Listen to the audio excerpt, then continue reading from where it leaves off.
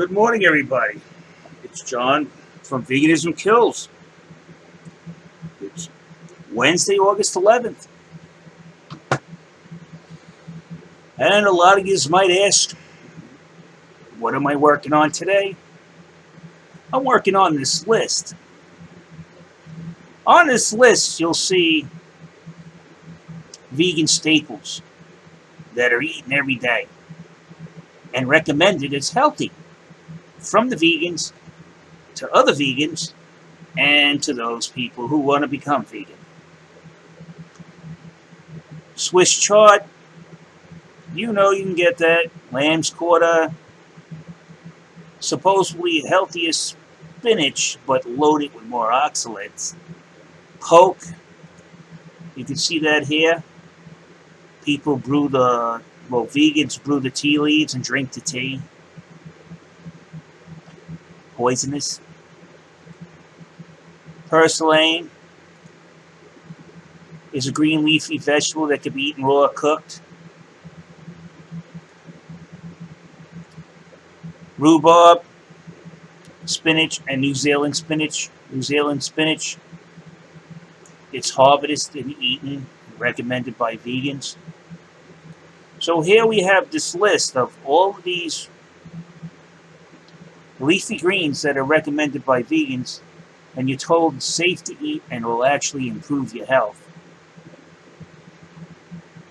Now, most people can understand that's what they say. It's all over the internet. They're dancing around with their green smoothies for breakfast, lunch, and dinner. Has a vegan given me this list? No. You know who gave me this list? Let me show you who gave me this list and what it is. It's the FDA Poisonous Plant Database. Each and every one of those staples that are listed on there and recommended by vegans for people to eat to become healthy are listed as fucking poison. So what do we have? We have a bunch of vegan numbnuts who run around pretending they're scientists, including Dr. Greger, who are basically instructing you to consume poison.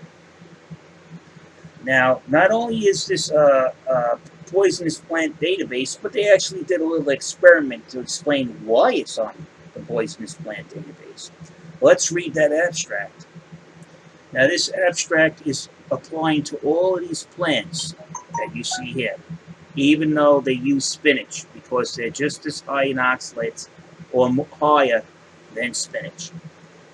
Oxalates expressed as an anhydrous salicylic acid have been shown to occur to the extent of about 10% on a dry basis in spinach. New Zealand spinach, Swiss chard, beets, tops, lamb's quarters, poke, purslane, and rhubarb. Okay, they all got about the same content of oxalates. Traces were found in nearly all vegetables and fruits if to a diet of meat, peas, carrots, and sweet potatoes. So now they're telling you a diet of meat, peas, carrots, and sweet potatoes. That's what they're going to use for the experiment. Relatively low in calcium, but permitting good, though not maximum growth in bone formation. So that diet, meat, peas, carrots, and sweet potatoes, worked relatively good.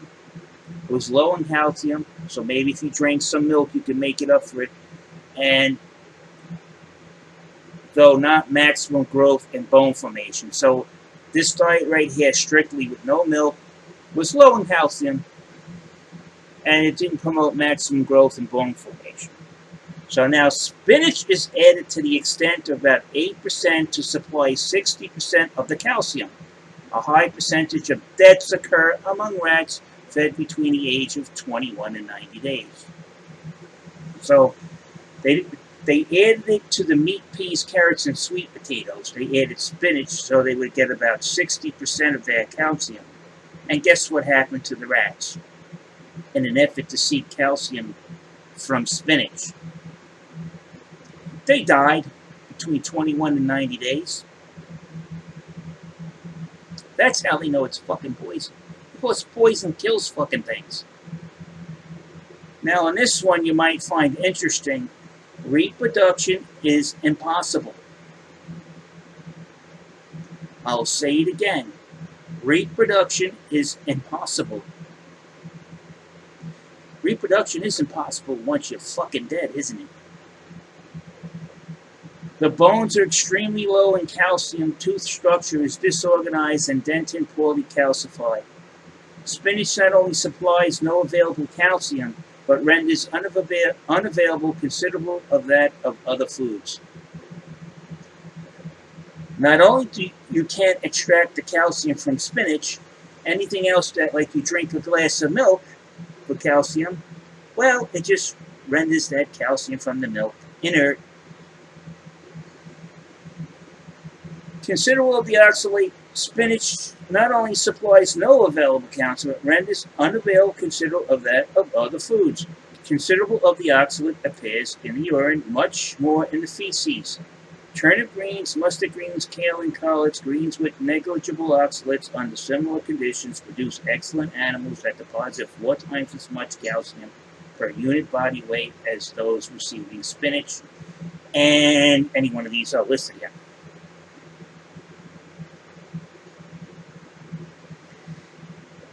Vegans, can you explain to me why you guys are pushing these plants that are on the FDA poisonous plant database as healthy?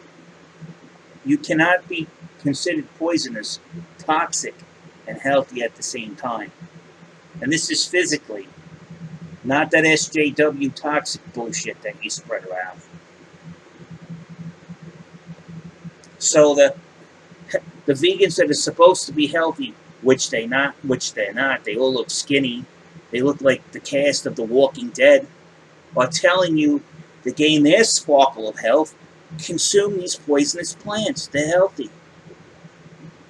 They're fucking liars. They're frauds. I want to see what Dr. Greg has got to say about this. This citation was passed in 1939, and it still stands. They have not removed those plants from the poisonous plant database. They've known about this over 70 years. The only way that vegans can pass that belief that eating these toxic plants is healthy is through fraud. Again, I'm going to say it again.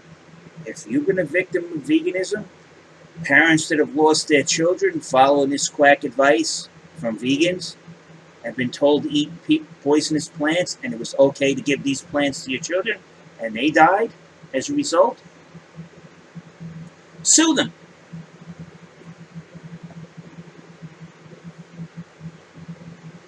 Sue them, sue them, sue them. A lawsuit. You turn around and tell everybody, or you might be sitting in jail now for murdering your kids. You could still sue them.